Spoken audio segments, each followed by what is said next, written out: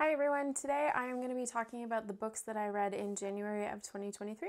Let's jump in. The first books I read this year were the Mistborn trilogy by Brandon Sanderson, and I have done reviews for each of these videos, but I'll give you a brief synopsis for each one and what I liked about them, what I didn't like about them. I actually finished the first book, Mistborn, which is actually called The Final Empire, December 31st of 2022, but I'm still counting it towards my January of 2023 because it was right on the cusp and I continued through with the trilogy in January. Mistborn, The Final Empire introduces us to this world where we have the protagonists Kelsier and Vin. We delve into this whole realm that is ruled by this one individual Lord Ruler. He and his group of followers, I guess you could call them. They're obligators. He is a tyrant. He has been ruling for the last 1,000 years, and a plan is put in motion to overthrow him.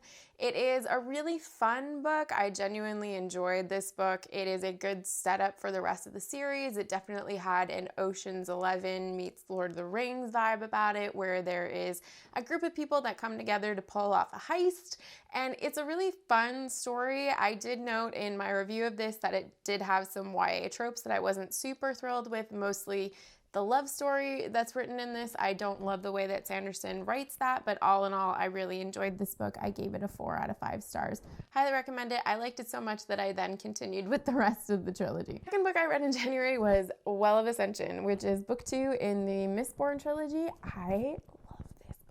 I just love this book. I feel like I cannot say enough good things about this book because I talked about it at length in the review that I did for this book, but I don't know if I've ever had a second book that I liked more than this one. It was so well written. It pulled me in from the very beginning. The politicking was just so fascinating. I loved the little reveals that we got in this book. I liked the new depth that we had to some of the characters. I felt like there was a bit of an absence of one of the characters from the first book. I'm not going to give anything away, but all in all, this was just such a solid book. It had my hopes so high for the end of the trilogy because everyone was saying that book 3 is definitely their favorite book. All in all, I gave this book a 5 stars. I could not say enough good things about it. I tore through it in probably 3 days, and I loved this book. This is probably going to be one of my top books ever. I cannot say enough good things about this book, which then brings me into the final book of the trilogy. Hero of Ages. Hero of Ages is the final book in our trilogy. I enjoyed this book. I did. I liked it. I found it was a bit of a letdown compared to Well of Ascension. Sorry. All in all, this book wraps up the story, I thought, nicely. However, I felt in many places it was rushed. We have a lot of building tension that has been developed over the last 2 books. It comes to fruition in this book. The lore that is built in this world is done beautifully. I will give Sanderson full credit for that. Loved the reveal of the mythological creatures, I guess we can refer to them, deity-like figures in this book. I thought it was really fascinating. It was well done. Some of the characters I thought were fleshed out in really beautiful ways, in particular Tensoon. However, I felt like we got to the last 15 pages of the book and there was so much more that needed to be said, and everything kind of happened bang, bang, bang. And then it was just over, and I was left feeling like the story wasn't necessarily finished, and I had to accept that it was. So I gave this book, again, a 4, similar to the first book, The Final Empire. However, it was my least favorite book in the series, but I would definitely recommend that anyone who likes fantasy, especially if you're on that verge of transitioning from YA to high fantasy, this is a good starting place. I feel like it can pull you in. It's a really great read, and it's not a hard read, which is something I really like. This is something that I've read quite a bit about Sanderson, and it can be either a pro or a con, is that people feel his writing is a bit simplistic, and it's because of this that he is able to publish books so regularly and so frequently. Some people like this, some people don't. I have no problem with it, and if he wants to keep publishing books, that's fine with me, because I'm going to read them. After I finished this trilogy, I wanted something that was a bit more light and easy to read. Enter Legends and Lattes.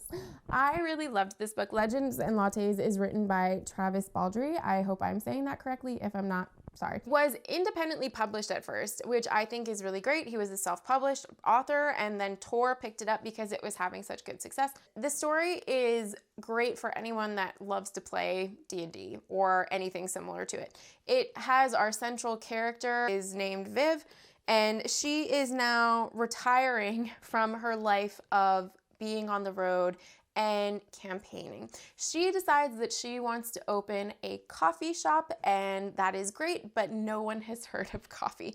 I really loved this idea as someone who plays D&D. This was really fun.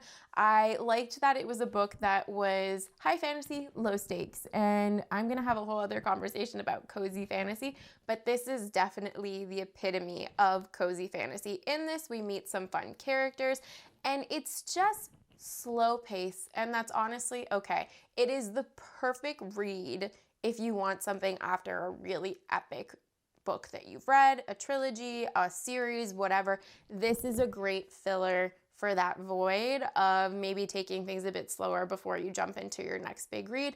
I really liked this book.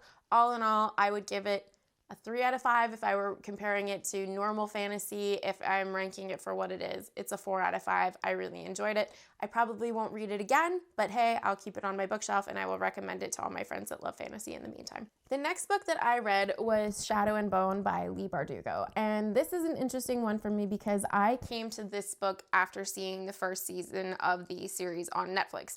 I understand that the series is a combination of books. It is the duology Six of Crows as well as the Shadow and Bone trilogy, and honestly, I liked this book, but it is super, super YA, and if YA fantasy is your thing, then you're probably going to enjoy this. Our protagonist is Alina Starkov in this, and if you've seen the Netflix show, you know that she is someone that has kind of been an outsider for most of her life, and lo and behold, she ends up being vastly important to everything that's taking place. She lives in a place called Ravka, and in this world, the Grishaverse as it's known, there are people that can wield something called the small science, and these people are known as Grisha. We come to learn very quickly that Alina is a Grisha, however, she just didn't know about it up until this point in her life, and the whole story begins to unfold, and it's done in a way that I think works in this book. It's fine. It definitely wasn't my favorite.